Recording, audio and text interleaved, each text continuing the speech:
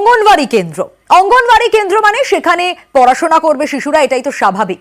কিন্তু সেই অঙ্গনওয়াড়ি কেন্দ্র হলো না। কোথায় শিশুরা পড়াশোনা করছে জানেন? ছবিটা দেখুন, ঠিক এইটা হচ্ছে জায়গা। 1-2 বছর নয়, 13টা বছর ধরে এভাবেই পড়াশোনা চলে যাচ্ছে, গুদামে, গাছের তলায়, শিশুদের পাঠশালা। কিন্তু কেন হলো না এতগুলো বছর ধরেও একটা অঙ্গনওয়াড়ি কেন্দ্র? দিগ্বিজয় আমাদের জানাবে। দিগ্বিজয়, কি কারণ? এই দেবরার মহসিনপুর গ্রামের এই ছবি তো অবাক করা। কেন এরকম পরিস্থিতি? গত সোনিয়া এই নিয়ে কিন্তু হতবাক হয়েছে পশ্চিম মেদিনীপুর জেলা পরিষদের নারী শিশু কল্যাণ দপ্তরের কর্মদক্ষ সাথী। তিনি যখন একদিন আগে দেবরার 3 নম্বর সত্যপুর গ্রাম পঞ্চায়েতের মহসিনপুর এলাকায় এই অঙ্গনওয়াড়ি কেন্দ্র পরিদর্শনে যান, তখনই কিন্তু তিনি জানতে পারেন যে 13 বছর ধরে কিন্তু কোনো স্থায়ী পাঠশালা নেই। কোথাও গাছের তলায় বা কখনো কোনো লোকের বাড়িতে কিন্তু এইভাবে অঙ্গনওয়াড়ি হয়ে আসছে। এলাকাবাসীরা বারবার বিভিন্ন জায়গায় জানিয়েছে, যিনি দিদিমণি রয়েছেন তিনি জানিয়েছেন, তারপরেও কিন্তু কোনো রকম কোনো কিছু সুরাহা হয়নি। কেবলমাত্র আমরা যেটা সূত্রে খবর পাচ্ছি, জায়গা দেখা হয়ে রয়েছে, কিন্তু সেখানে কোনো রকম কোনো কিছু তৈরি হয়নি। যদিও কর্মাধ্যক্ষ জানিয়েছেন যে তিনি এ বিষয়ে জেলা লেভেলে কথা বলবেন, যাতে দ্রুত স্থায়ী কোনো অঙ্গনওয়াড়ি কেন্দ্র করা যায়। কবে হবে, কিভাবে হবে, সেদিকে কিন্তু তাকিয়ে রয়েছে এলাকার মানুষজন। বেশ, গাছের তলায় হাই, সেখানে আম গাছ আছে, ওইখানে পড়াশোনা হতো আগে। এখন কোথায় হচ্ছে? এখন এই তো এখানে হচ্ছে। এটা কি স্কুল না কারো ব্যক্তিগত জায়গা? এটা ব্যক্তিগত জায়গা। যাতে স্কুলটা ভালোভাবে হয়, এই যে রাস্তা দিয়ে যে এসছি, এই যে আসতে পারি না আর কি, স্লিপ কাটে সবসময়, বাচ্চাকে নিয়ে আসতে কষ্ট। এখন যাই হোক, মোটামুটি পাশের বাড়িতে যাও, এই চাতাল একটু জায়গা দিয়েছে বলে বাচ্চারা খাওয়া দাওয়া যাও, স্কুলটা হচ্ছে। সরকারি ভাবে কিছু হয় না না, মানে এখন তো বৃষ্টি হচ্ছে, ওই জন্য একটা চালার মতো একটা গোয়াল ঘরের মতো জায়গা দিয়েছে, ওইখানে এক পাশে আমরা বসে বাচ্চাদের 13 বছর এরকমই চলছে। হ্যাঁ, এইভাবে আমি সেই দাবি করছি, আমার একটা যাতে বাচ্চারা সুষ্ঠুভাবে যেতে পারে, বুঝতে পারে, একটু মানে একটু শিক্ষা প্রতি মানে বসে যে একটা তাদের যে প্রি স্কুল করাবো, এরকম একটা জায়গা একটা বাড়ি দরকার। আইসিডিএস বেসিক্যালি কেন্দ্র সরকারের স্কিম, তো সেখানে যে অ্যালটমেন্টের দরকার আমাদের আইসিডিএস বলুন, শিক্ষা খাতে বলুন, সেটা একদমই কম। তো যেখানে এইরকম ধরনের সমস্যা বুঝতেই পারছেন, সেখানে আমাদের ইনফ্রাস্ট্রাকচার ডেভেলপমেন্ট বলুন আর ওই নিউট্রিশন বলুন, সেখানে বাচ্চারা কীভাবে হবে, সেই জন্যই এই সমস্যা। সিডিপিওকেও জানিয়েছি এবং বিডিওর সঙ্গে কথা হয়েছে, এবং আমার জেলা পরিষদের ডিপিও সাহেবের সঙ্গে কথা বলে যাতে তাড়াতাড়ি করে স্কুলটি করা যায় এটা ব্যবস্থা করবে। কথাতেই আছে রক্ষকই ভক্ষক, সেই কথা যেন একেবারে মিলে গেল। জবরদখলের অভিযোগ পুলিশেরই বিরুদ্ধে, পুলিশ কর্মীর বিরুদ্ধে জবরদখলের অভিযোগ উঠছে এবং সেখানকার মানুষজন তাদেরও এবার দেওয়ালে পিঠ ঠেকেছে। তাই তারা বাধ্য হয়ে বিক্ষোভে নেমেছেন, একেবারে আগুন জ্বালিয়ে রাস্তায় বিক্ষোভ দেখাচ্ছেন গ্রামবাসীরা, টায়ার জ্বালিয়ে বিক্ষোভ দেখাচ্ছেন। আরো বিস্তারিত আমাদের জানাবেন এ বিষয়ে অনুপম।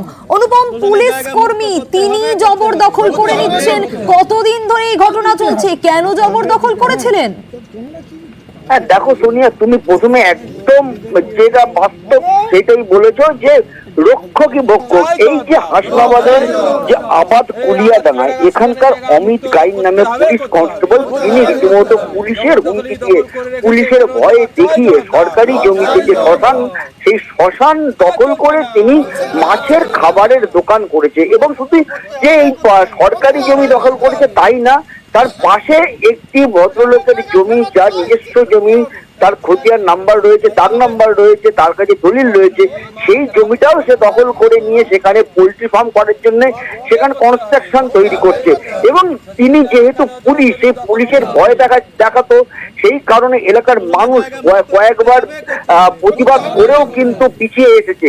কিন্তু এতদিন পরে, প্রায় 6 থেকে 7 বছর হওয়ার পরে আজ এলাকার মানুষের দেয়ালে পিঠ থেকে গেছে। তাই তারা একত্রিত হয়ে তারা রাস্তায় আগুন জ্বালিয়ে বিক্ষোভে ফেটে পড়েছে। তাদের যেটা দাবি যে এই যে শ্মশান, সরকারি জমি থেকে শ্মশান, সেই শ্মশান ফিরিয়ে দিতে হবে। তারা বহুবার স্থানীয় পঞ্চায়েতের থেকে বিডিও সব জায়গায় দরবার করেছে, কিন্তু কোনো সুরাহা হয়নি। এই জায়গাতেই জানতে চাইবো, মুখ্যমন্ত্রী মমতা বন্দ্যোপাধ্যায় তিনিও কিন্তু এই সরকারি জমি দখল করে রাখা যাবে না, কোনো বেনিয়ম সহ্য করা হবে না, জিরো টলারেন্সের কথা বলেছেন। স্থানীয় প্রশাসনের তরফ থেকে কোনো ব্যবস্থা নেওয়া হয়েছে এই অভিযোগের পর?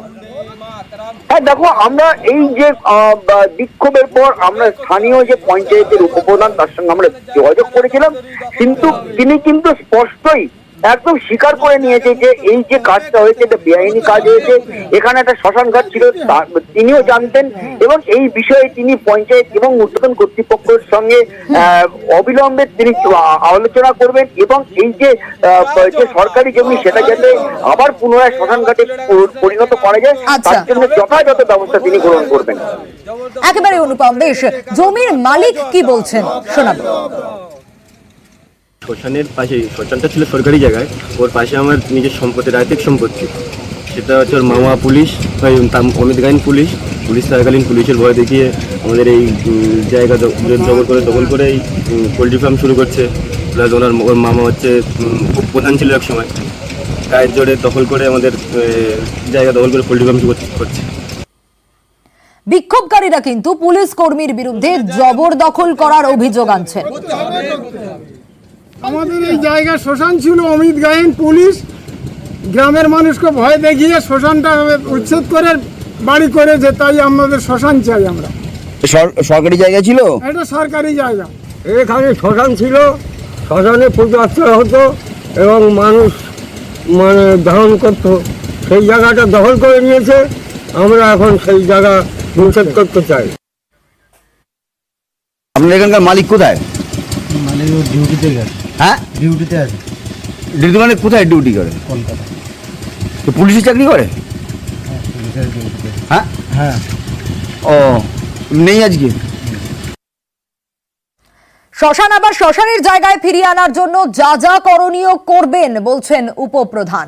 শ্মশানের জায়গা মুক্ত করতে হবে। বিষয়টা তো প্রকৃতপক্ষে সত্য ঘটনা। বিষয়টা হচ্ছে আমরা খুব ছোটোবেলার থেকে দেখেছি, এই জায়গাটার উপরে শ্মশানেই ছিল। ওখানে একজন গরিব মানুষ খালে মাছের পাতন করত এবং একটা ওলা ছিল, মাছ টাছ চাষ করত। তো তাকে তার উপরে প্রেশার দিয়ে চলাকলা করে গায়ের জোর দেখিয়ে পুলিশের ভয় দেখিয়ে এই জায়গাটা দখল করেছে। বছর 5-7 হলো। শ্মশানটা পুনরায় শ্মশান হোক, এটা আমরাও চাইব। আমি নিশ্চয়ই পঞ্চায়েত মিটিংয়ে সব মেম্বারের সামনে তুলব, এবং যাতে এর বিরুদ্ধে কোনো স্টেপ নেওয়া যায় নিশ্চয়ই সেটা দেখব। জেটি ঘাট ভেঙে গিয়েছে 1-2 বছর নয়, একেবারে 6 বছর ধরে জেটি ঘাটে ঠিক এরকম অবস্থা। আর এর ফলে ঝুঁকির যাতায়াত, কারণ নৌকা দিয়ে পারাপার করতে হচ্ছে। 8 থেকে 80 যে কোনো বয়সের মানুষকেই সমস্যায় পড়তে হচ্ছে এই পরিস্থিতিতে। কিন্তু কেন এরকম ছবি থাকবে, কবে সুরাহা হবে, এই প্রশ্নগুলো থাকছে। জেটি ঘাটের ছবি আপনাদেরকে দেখাচ্ছি, এই জেটি ঘাটের ছবি, এবং 6 বছর ধরেই ভেঙে রয়েছে এই জেটি ঘাট।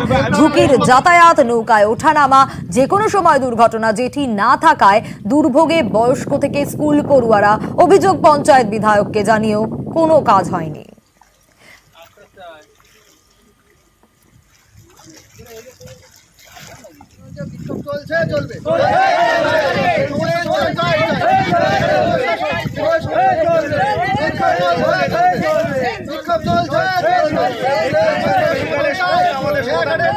আছে সামনে, পার হতে খুব সমস্যা হয়। কেউ কার হাত পা হয়ে যাচ্ছে, কেউ বাইক ড্রাইভার নিয়ে যখন গাড়িটা নিয়ে তুলতে পারছে না। স্কুলের পারাবার সমস্যা আছে, রোগী অসুস্থ মানুষ থাকলে মানে অসুবিধা হয় ঘাটের কারণে, বিশেষ করে জেটি ঘাটটার কারণে। এতটাই খারাপ, আজকের 5-7 বছর ধরে হয়ে গেছে জেটি ঘাট ওইভাবে পড়েই আছে। বিক্ষোভ আমরা চালিয়ে যাবো, আমরা আন্দোলন করছি, আন্দোলন চালিয়ে যাবো। খেয়ে উঠানামা করতে পারি না, আমাদের কোনো খুব অসুবিধা হয়। আমরা চাই যে একটা ভালো ঘাট হোক, ঝুঁকি নিয়ে পার হতে হয়। আমাদের বাইক তুলতে, সাইকেল তুলতে, বাচ্চা কাচ্চা তুলতে এইসব অসুবিধা হয়, আমরা উঠতে পারি না। পারাপারের সমস্যা, যাতায়াতের সমস্যা, যে ঘাট নেই, বোট ধরার সমস্যা, আমাদের ওটার সমস্যা। আমরা ঘাট চাইছি, ভালো ঘাটের দরকার। ঘাট ভালো না হলে কি করে হবে? উপপ্রধান কি বলছেন শোনাবো। বলছেন, আগেও অনেকবার জানিয়েছি, আবারও জানাবো, যাতে এই সমস্যার সমাধান হয়। এই সমস্যাটা দীর্ঘদিনের, খেয়া পারাপারের প্রচন্ড অসুবিধা হয়। জেটিটা ছিল অনেকটা দূরে চলে গেছে এবং সেটা অ্যাবেন্ডন ঘোষণা করা হয়েছে। জেটি ঘাটের দাবিতে আমরা বেশ কয়েকবার সুপারিশ চিঠি বা ফোন করে জানিয়েছি, কিন্তু আজ পর্যন্ত কোনো সুরাহা হয়নি। যাতে অবিলম্বে জেটি তৈরি হয় তার জন্য আমি সংশ্লিষ্ট কর্তৃপক্ষকে অনুরোধ করব।